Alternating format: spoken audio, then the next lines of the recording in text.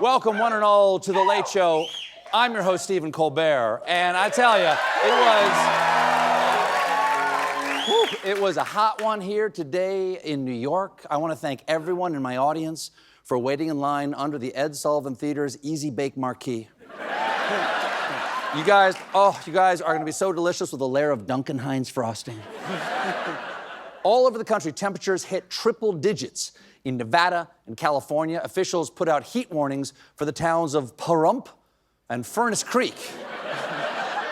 As in, I'm sweating so hard, the crack of my Pahrump turned into Furnace Creek. The threat of dehydration led the National Weather Service to recommend that Americans in 11 states avoid alcohol and caffeine. No,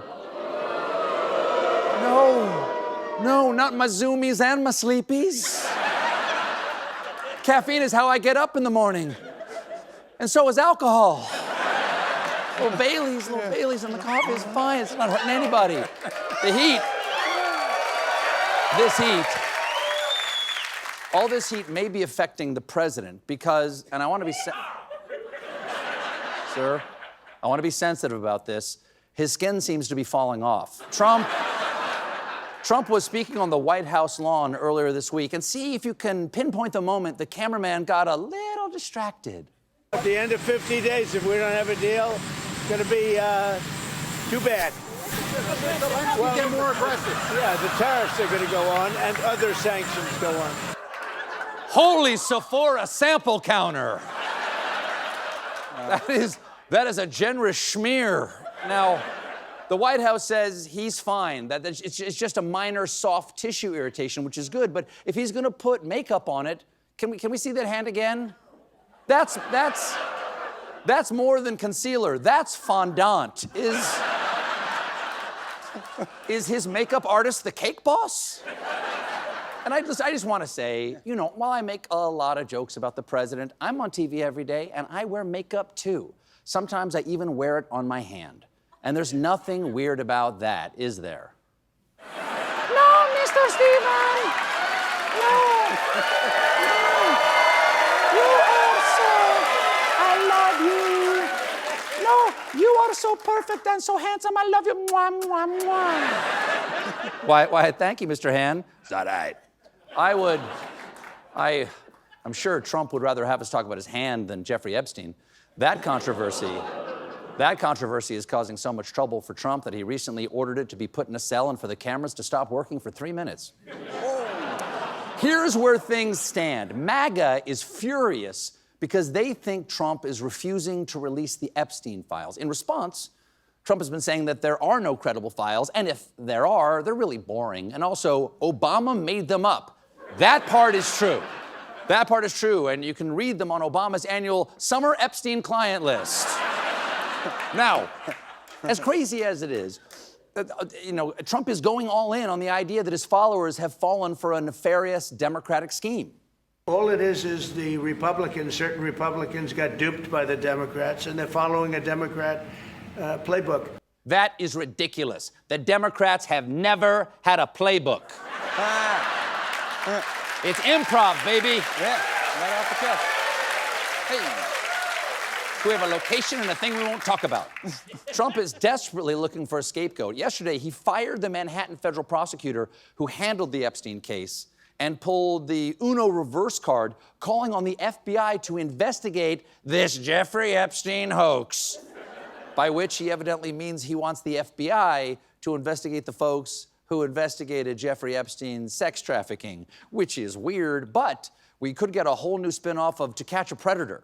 Why don't you have a seat there and get comfortable for that? No, Chris, you have a seat. Why have you been spending so much time in kitchens with perverts? Federal prosecutors, or not. Is that syndication? Is that on CBS? Yeah. Federal prosecutors are not the only people Trump wants to get rid of. Yesterday, there were rumors that Trump was planning to fire Federal Reserve Chairman and Keebler elf at LensCrafters, Jerome Powell. Here's Trump at Tuesday's Chopper Talk, bad-mouthing Powell. I have to say this. I think he's terrible. I think he's a total stiff. You talk to the guy, it's like talking to nothing. It's like talking to a chair. Wow. Really? Talking to Jerome Powell is like talking to a chair. Maybe that's because his job title at the Federal Reserve is chair. Wow. It's like talking to a chair. You poop lagoon.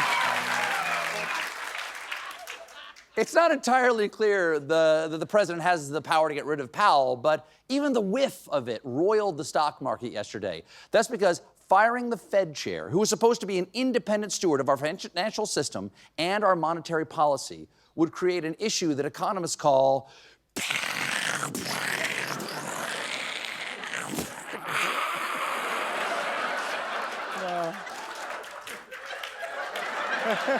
it's so beautiful.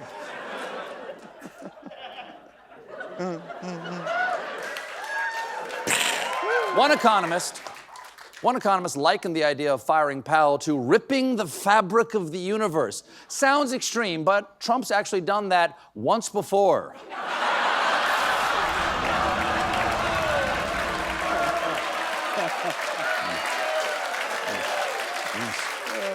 Yes.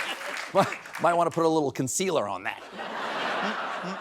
Wall Street's message of abject panic must have gotten through to Trump because just a few hours after floating the idea, he told reporters that he was highly unlikely to fire the Fed chair, but made it clear he's no fan. He's a terrible Fed chair. I was surprised he was appointed. I was surprised, frankly, that Biden put him in and extended him. Yes. It's Joe Biden's fault for picking Jerome Powell in the first place.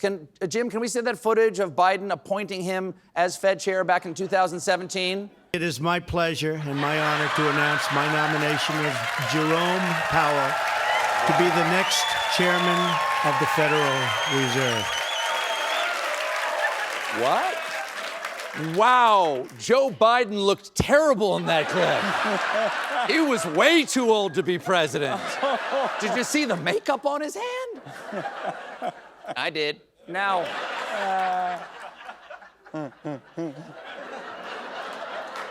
ladies and gentlemen, I have something terrible to share. Because last night, Donald Trump had a good idea. He announced that in place of high fructose corn syrup, Coca-Cola had agreed to use cane sugar for Coke in the U.S. Reminds me of that. I know, I agree. It's a great idea. It reminds me of that classic jingle. I'd like to buy the world a Coke and have everybody forget about Jeffrey Epstein.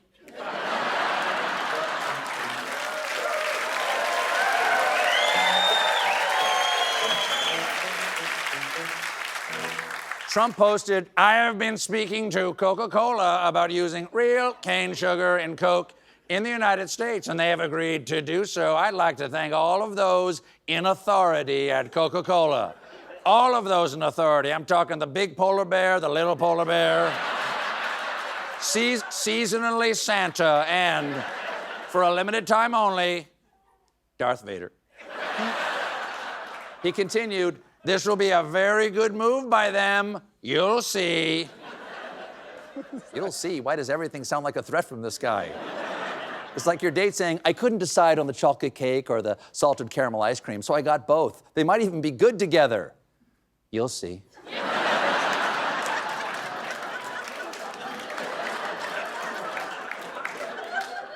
You'll all see. It's possible Trump didn't give anybody a heads up because Coca-Cola released this statement. We appreciate President Trump's enthusiasm for our iconic Coca-Cola brand. More details on new innovative offerings will be shared soon. That really sounds like the way daycare teachers talk about their most disruptive toddler. Everyone here at Sunbeam Learning Center appreciates Braden's enthusiasm. He's really made an impression on his classmates, mainly with his teeth. But the joke's on Trump, because in trying to distract from one conspiracy, he's only brought attention to a much graver conspiracy. Join me in the things I've been thinking about since 1985 cam. Welcome. In 1985, I was an innocent young theater major at Northwestern University. There I am. When Out of nowhere, Coca-Cola announced a new formula aptly named New Coke. The catch? It was disgusting. So bad that they said, okay, we're sorry. And they went back to what they claimed was their classic formula. The catch? It wasn't. The sugar had been replaced by high fructose corn syrup. My theory, they knew we'd taste the difference in sweetener immediately, so instead they released New Coke as the false flag that refreshes, just to trick us all. You think that's crazy? Then how do you explain this missing footage from the Epstein jail tapes? I know the truth about 1985 Coca-Cola. We got a great show for you tonight. Later, we have one of the stars of Superman, Anthony Carrigan. And when we come back, I sit down with Senator